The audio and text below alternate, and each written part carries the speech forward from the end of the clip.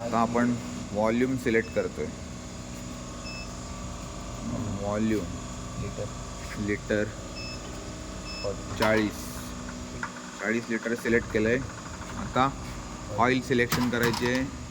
6 number coil जनरेटरची coil select केली. आता इकडून स्टार्ट कमांड स्टार्ट. डिस्पेन्स चालू झालं आहे. पूर्ण ऑटोमेशन केलेलं आहे पाईपलाईनद्वारे. प्रत्येक टाकीत पाईपलाईन. आता 6 नंबर टाकीची पाईपलाईन चालू आहे. सॉलिनॉइड वॉल चालू आहे.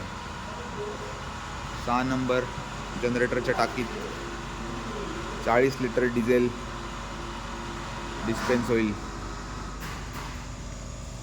चला.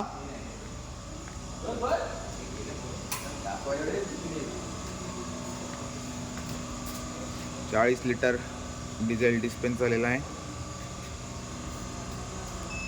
Generator number 06 enter. प्रिंट आलेली आहे.